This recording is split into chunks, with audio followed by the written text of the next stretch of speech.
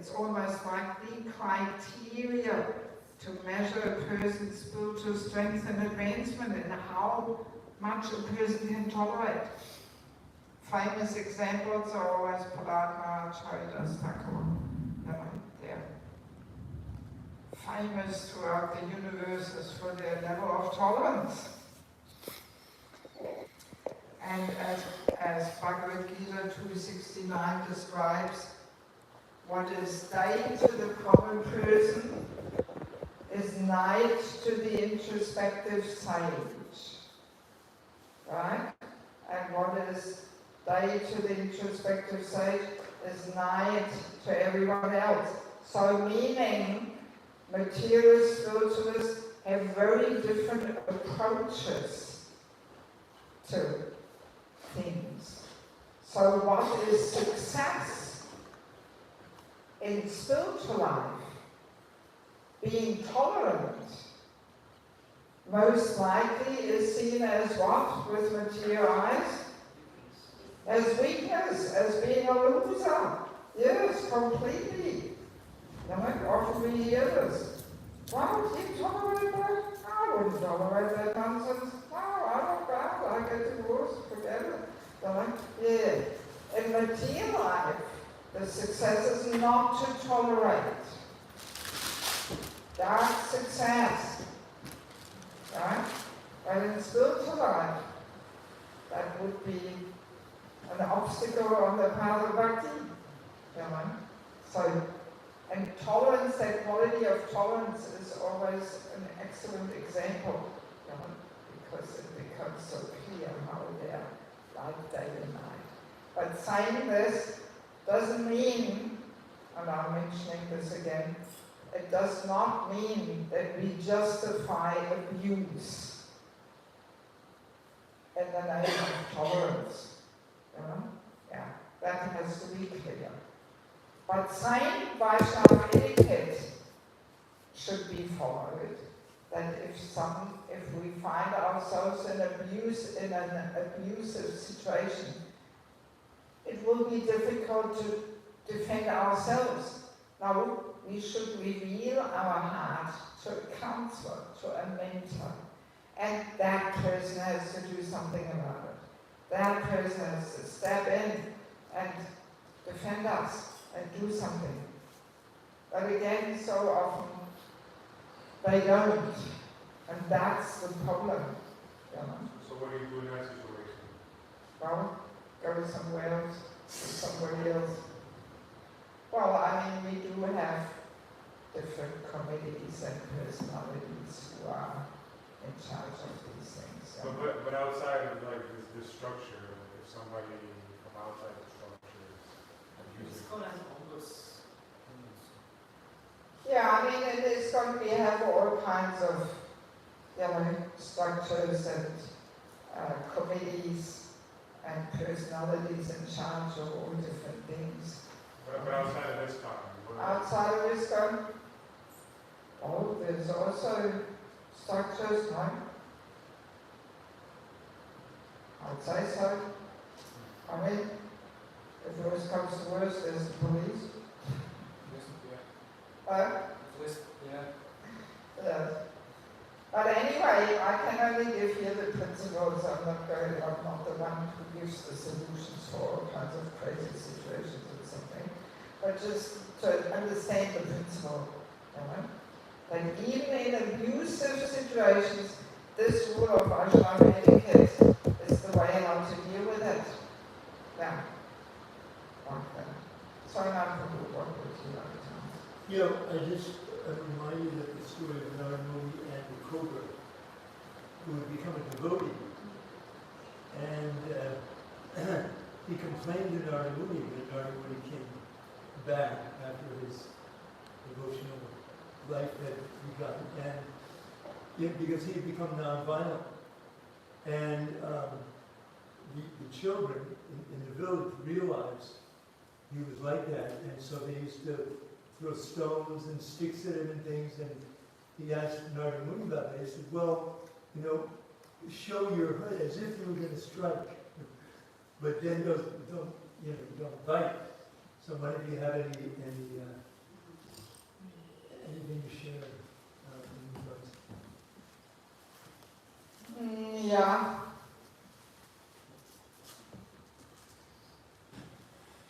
Not sure. I guess it depends on the situation, you know? I mean, also let us remember when the 6 types of aggressors attack, then we are authorized to defend, you know, if it's actually really a life-threatening situation.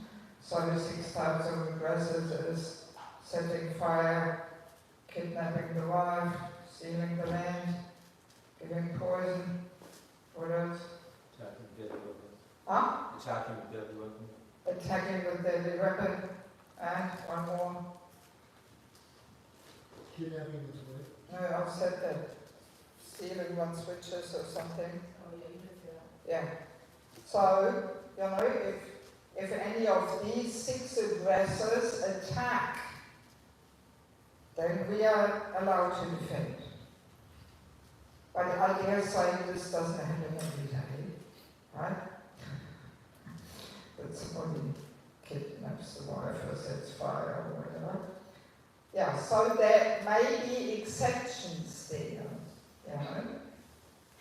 But the basic version of etiquette is that we should not defend because, yeah, towards ego is the one we want to defend. And I dare say so. And I mean, we also have other examples. I think it was Jabba Barrett, right? Who tolerated all kinds of stuff. People were peeing on him and whatnot, right? Yeah. So, and he didn't defend, right?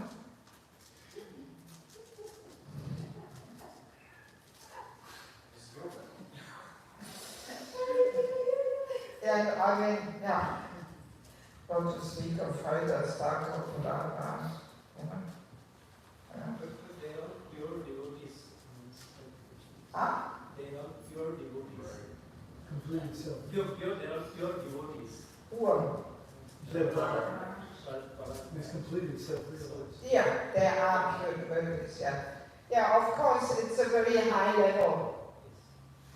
But it's good to, you know, I mean, we're just talking about verbal defense here, answering back, you know. So, actually to learn to control that does not require such a high level.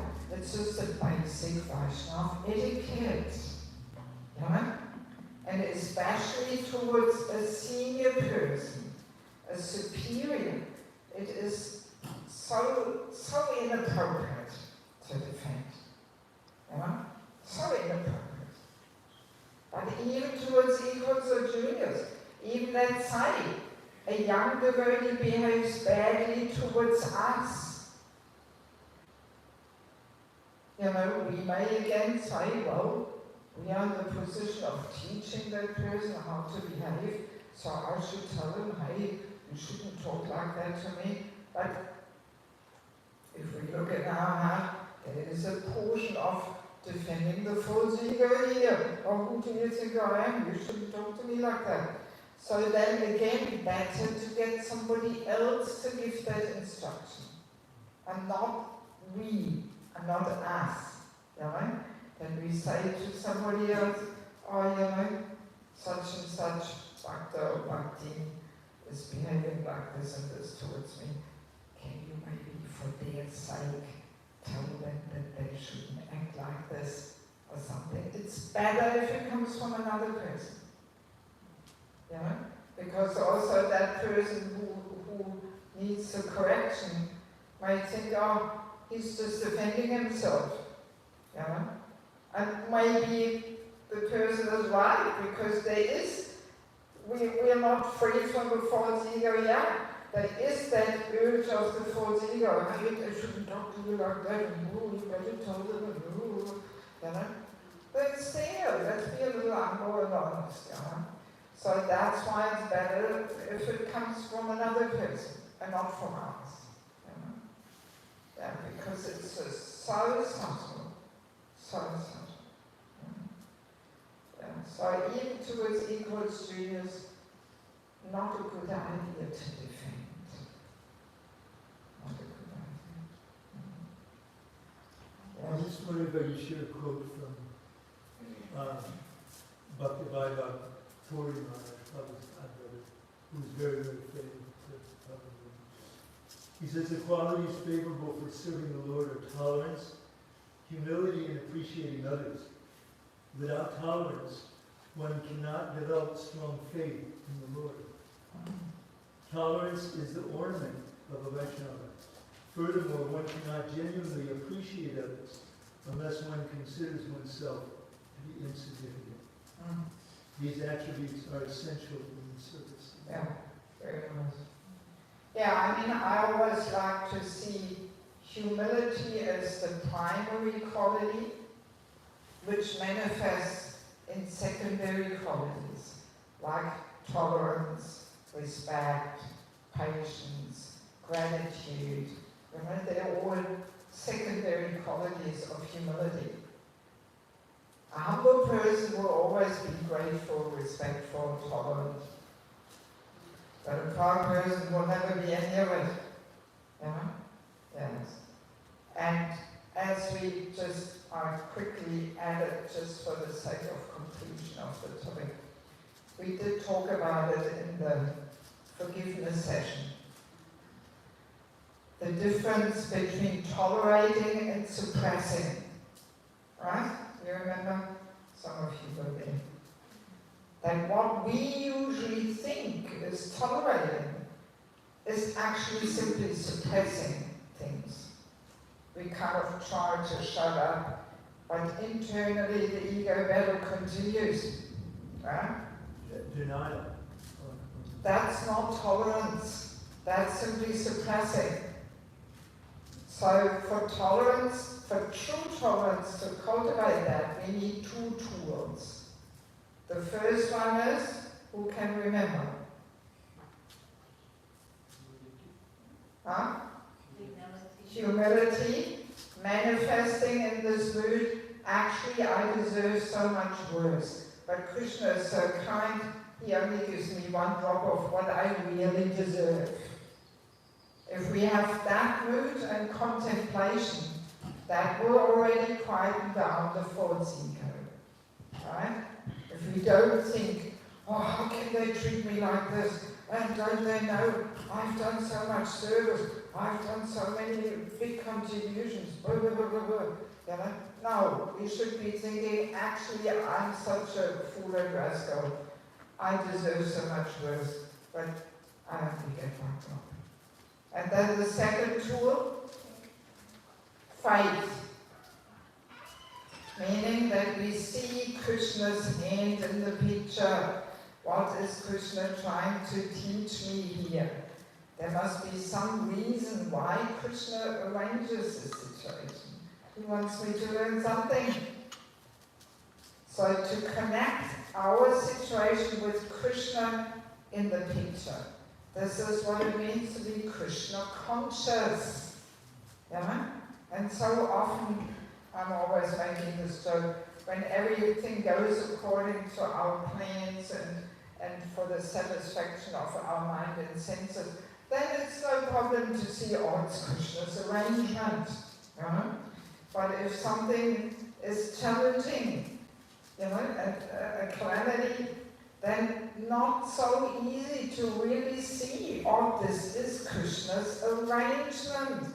He's trying to teach me here something. And that vision we can only have if we have unflinching faith in Krishna. Yeah. If we have faith in Krishna, then we can see Krishna's hand in the picture. And we can reflect what is he trying to teach me. So these two tools, humility and faith in Krishna, if we apply that, that's what it means, you know, to actually cultivate tolerance, not just suppressing. Suppressing is never offering a solution because the whole ego battle is boiling up internally, and then sooner or later we explode and we get all angry or we get all sick and full of negativity and suicide or whatever. So that's never the solution, but we have to do this internal work. And once again, to do this internal work, we need a counselor, a mentor. We need this well-wishing friend who is more experienced, who has no other interest except my spiritual growth and development. And we need that help, to see. Because, in our neophyte stage, false ego is blocking our ears and intelligence, and we can't hear, we can't understand. Probably you have the hand up. Well, I was going to say, in the experience I had in joining the movement, I was really impressed with some of the consciousness of some devotees. They're mostly Prabhupada disciples at the time. And